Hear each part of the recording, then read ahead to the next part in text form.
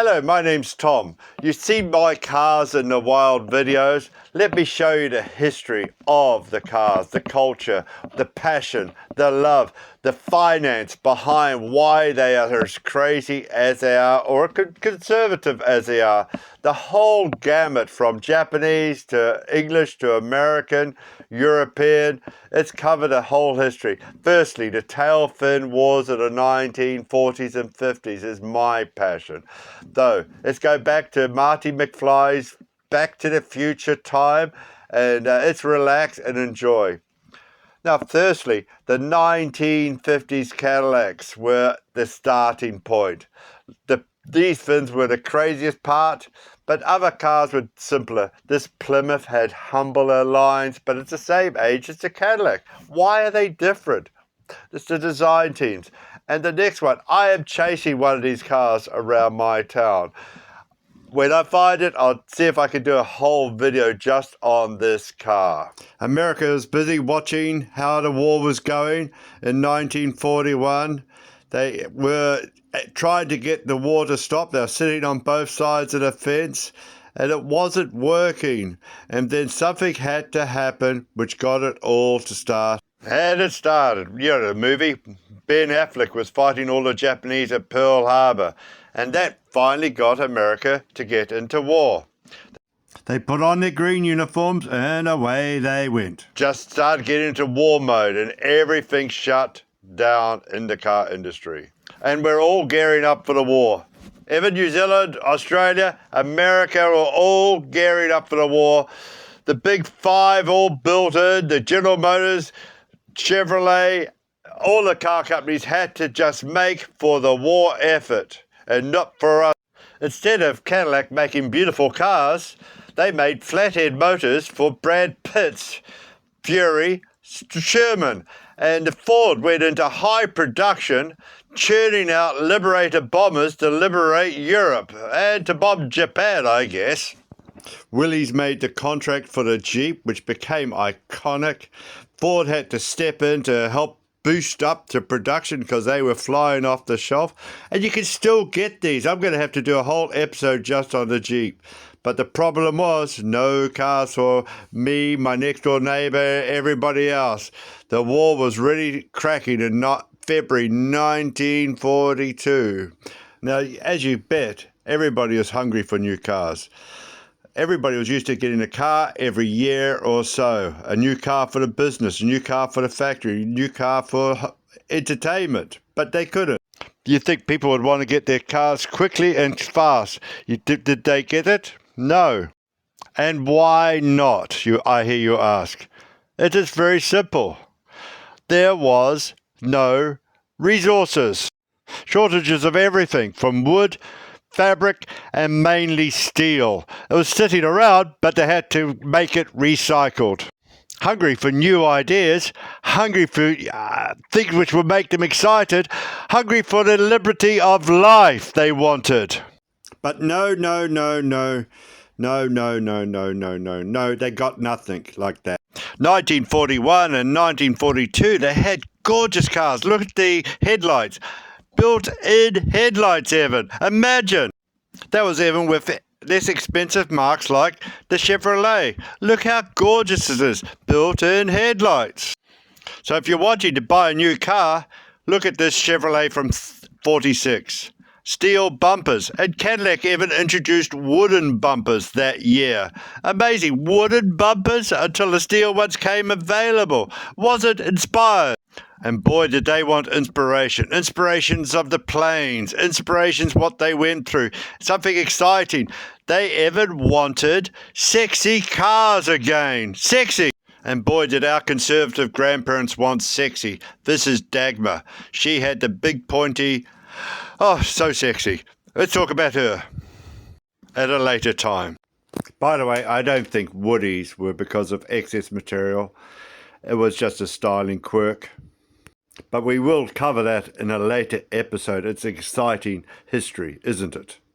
Pontoon styling came in just before the war and only stayed shortly after the war. But that was a great transition to get away from running boards, wasn't it? By the time 1948 came around, post-war production had started to get away. The stylings were coming in, like the P-38 Lightning. My first car was just like this one. I was in love and love and love. When I would show people my Cadillac, I'd tell them about Ford 1948, I'd tell them about the Victory Style, and I'd tell them about the P-38 Lightning. It was so exciting to have that car. Still inspired by the P-38 and the upcoming jet age, Cadillac kept on going with the tails. Nobody else really got into the tail movement at this point. Even Ford, who you would have thought would, only had little knobs.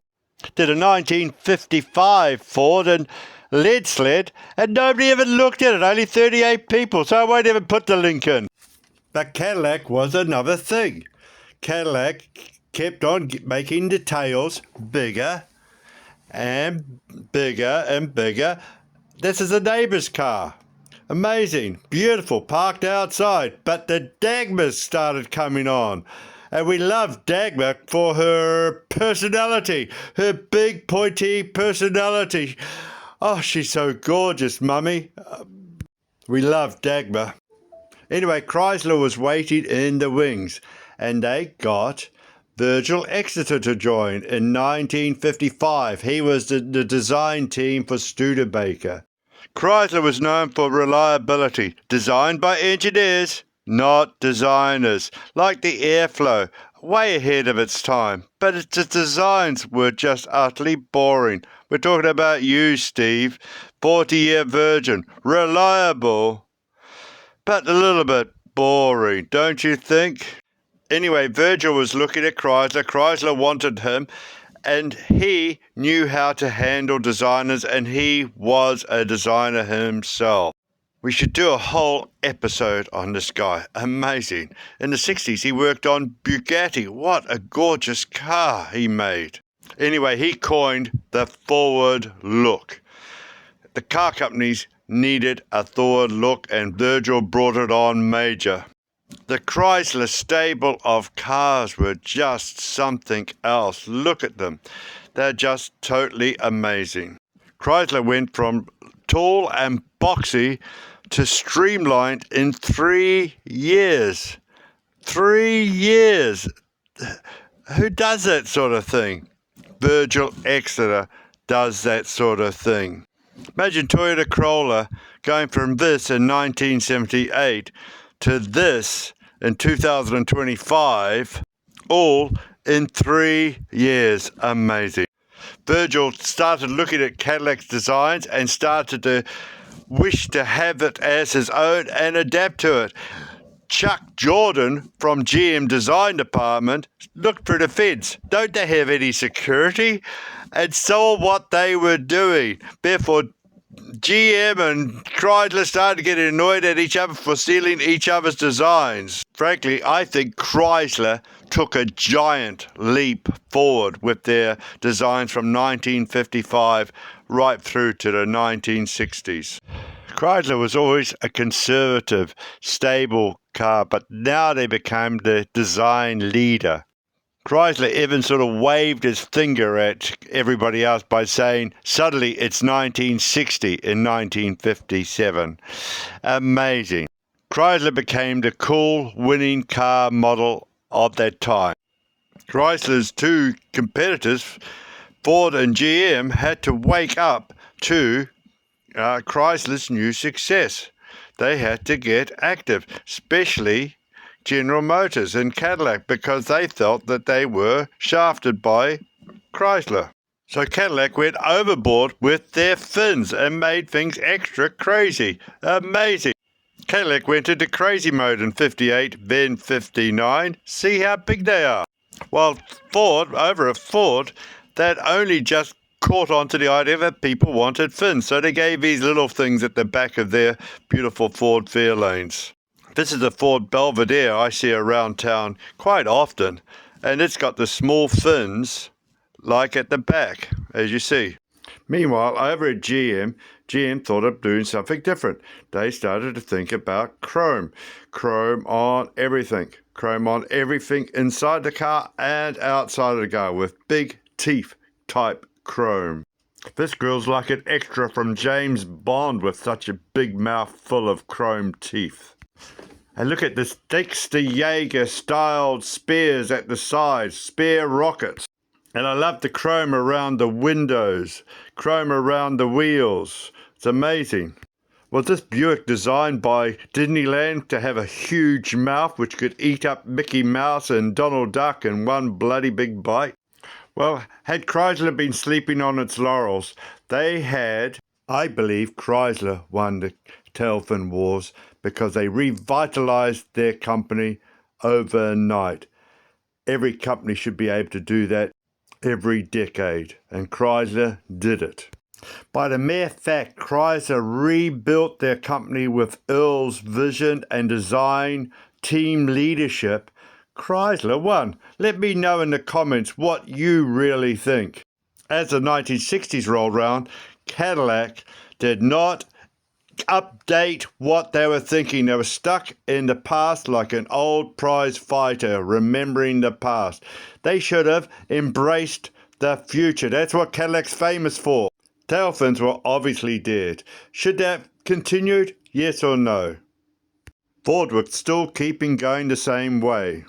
Tailfins are hard to make. You need craftsmanship. It's not an easy fix like a Japanese building system. It's complicated. Remember, we're in the 2000s. Try to park one of these things without a camera at the back. Some people say lawsuits. I couldn't find anything to substantiate that, though I could imagine it in America. Thank you for coming on this journey with me. I see a lot of these cars on the street on a daily basis. Not just old classics, but new classics. And it's amazing to see what they are like and the owners. And also, a lot of these cars in this video are all for sale. For sale. And the prices of some of them are coming down. Enjoy. Put a comment in the comment box. Have peace.